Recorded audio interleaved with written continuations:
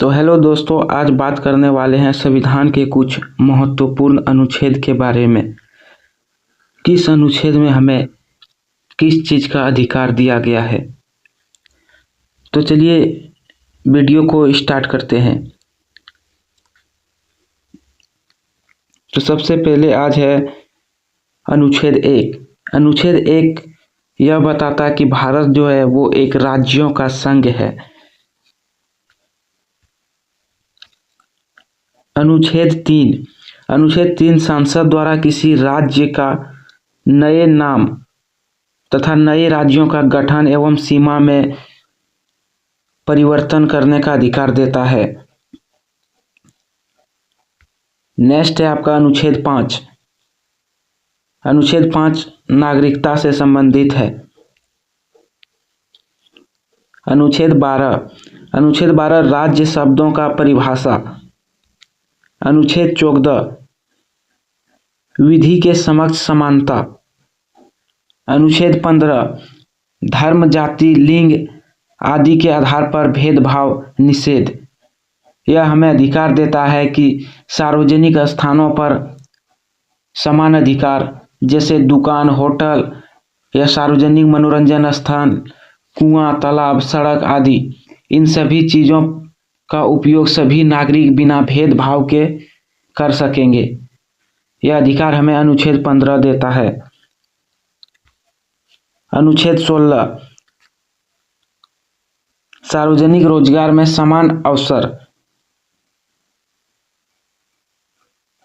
सार्वजनिक समान अवसर का मतलब है सरकारी योजनाओं का समान रूप से सबका अधिकार। लेकिन अगर पिछड़े वर्गों के लिए आरक्षण दिया जा सकता है, यह अनुच्छेद 16 का उल्लंघन नहीं माना जाएगा। अनुच्छेद 17 अस्पृश्यता का अंत। इसका अर्थ है किसी भी जाति के आधार पर छूने से मना करना गलत है। आप किसी को भी जाति या धर्म के आधार पर सार्वजनिक स्थानों पर रोक लगाना अपराध है, जैसे कुआं, मंदिर, सड़क, दुकान। आप किसी को भी जाति या उसके धर्म के आधार पर जाने से नहीं रोक सकते हैं।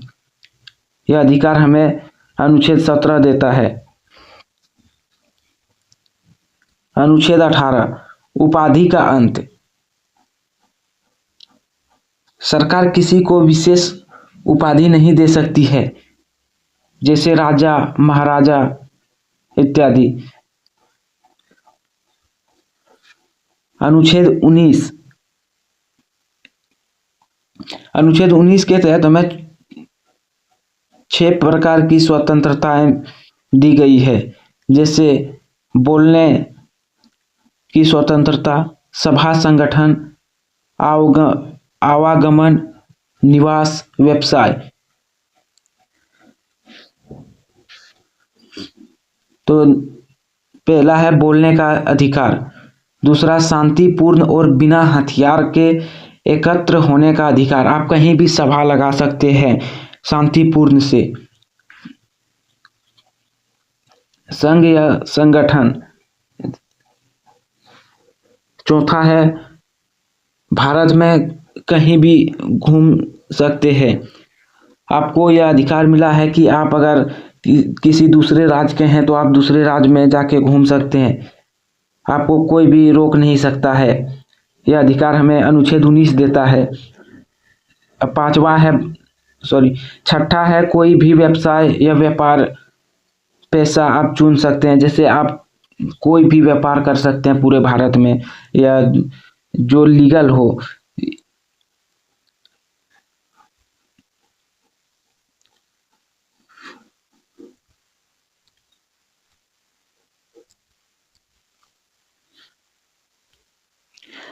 अनुच्छेद 20 अपराधों में संरक्षण। अनुच्छेद 20 हमें 3 प्रकार के प्रमुख सुरक्षा देती है, जैसे पूर्वव्यापी दंड से सुरक्षा। दूसरा है द्वितीय दंड से सुरक्षा, जैसे किसी व्यक्ति को एक अपराध के लिए 2 बार सजा नहीं दी जा सकती है। और तीसरा है आत्म अभियोग से सुरक्षा। किसी भी आरोपी को स्वयं अपने खिलाफ गवाही देने पर मजबूर नहीं किया जा सकता है। यह अधिकार हमें अनुच्छेद 20 देता है।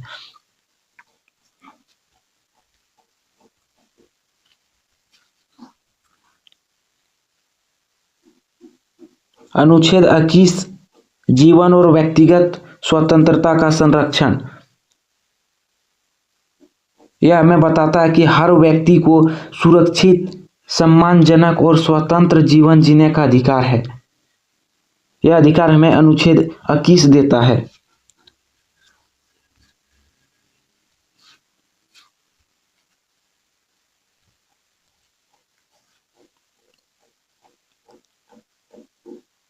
अनुच्छेद 21 को यह अधिकार आप 6 वर्षों से 14 वर्षों के बच्चों को निःशुल्क शिक्षा, प्रारंभ शिक्षा का अधिकार दिया गया है।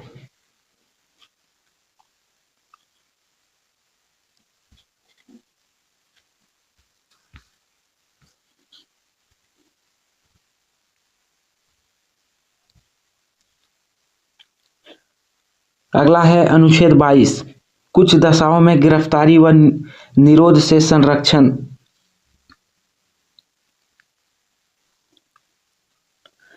का अधिकार देता है।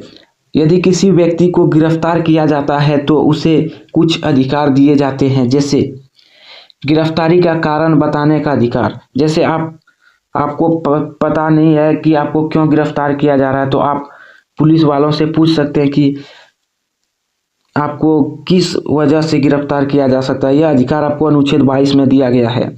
नंबर 2 वकील से परामर्श करने का अधिकार। और नंबर 3 24 घंटे के भीतर मजिस्ट्रेट के सामने पेश करना आवश्यक है। आपको अगर गिरफ्तार किया जाता है तो थाने में आपको 24 घंटे के अंदर कोर्ट में आप पेशी करना पड़ेगा। आपको 24 घंटे के ज़्यादा वहाँ थाने में नहीं रखा जा सकता। यह अधिकार हमें अनुच्छेद 22 देता है। अनुच्छेद 23 मानव तस्करी व बेगार का निषेध।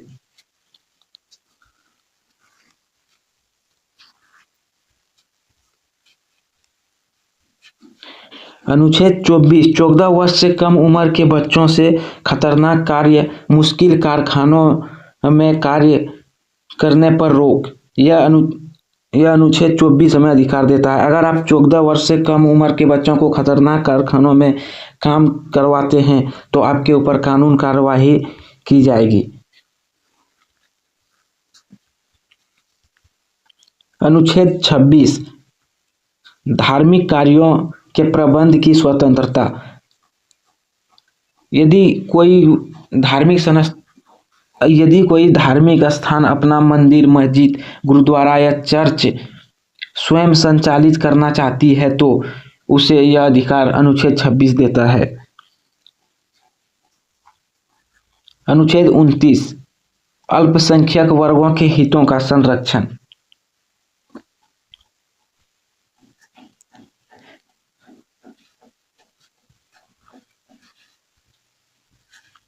अनुच्छेद 30 अल्पसंख्यकों को शिक्षा से संबंधित विशेष अधिकार दिए गए हैं।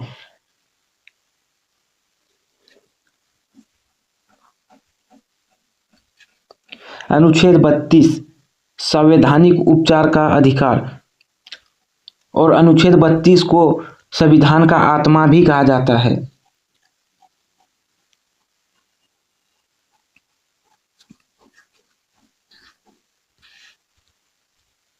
अनुच्छेद 33 सांसद को अधिकार है कि वह कानून बनाकर निम्न सेवाओं के सदस्य के मौलिक अधिकारों को सीमित या संशोधित कर सके, जैसे सैनिक को सामान्य नागरिक की तरह हड़ताल करने, राजनीतिक गतिविधि में भाग लेने, कुछ प्रकार की अभिव्यक्ति को स्वतंत्रता की अनुमति नहीं देती है। यह अनुच्छेद 33 हमें अधिकार देता है।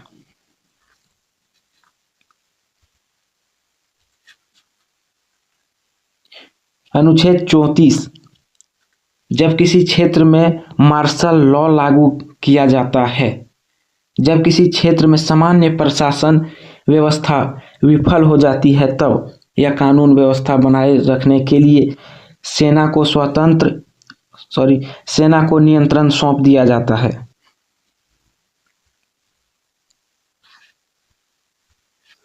अनुच्छेद 35 यह सुनिश्चित करता है कि मौलिक अधिकार से जुड़े महत्वपूर्ण नियम पूरे भारत में एक जैसे रहे और इन्हें बनाने का अधिकार केवल सांसद के पास होता है।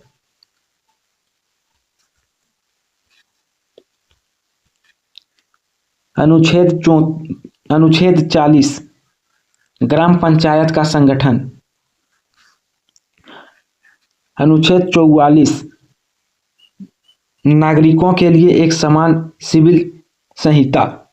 इसका अर्थ है कि विवाह, तलाक, उत्तराधिकारी, गोद लेना और व्यक्तिगत मामले में सभी नागरिकों के लिए एक समान कानून हो, चाहे उनका धर्म कोई भी हो। अनुच्छेद 45 सरकार का कर्तव्य है कि छोटे बच्चों 6 वर्ष तक को अच्छी देखभाल और शुरुआती शिक्षा मिले।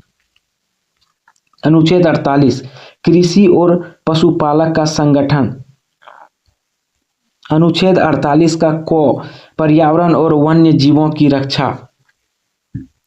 अनुच्छेद 49 देश की ऐतिहासिक इमारतों और धरोहरों की सुरक्षा, जैसे ताजमहल, लाल किला, ये सब ऐतिहासिक इमारतों की सुरक्षा।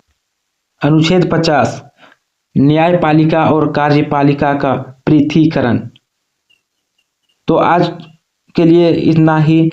ये थे कुछ महत्वपूर्ण अनुच्छेद, और भी नेक्स्ट वीडियो में कुछ महत्वपूर्ण अनुच्छेद लेके आएंगे। धन्यवाद।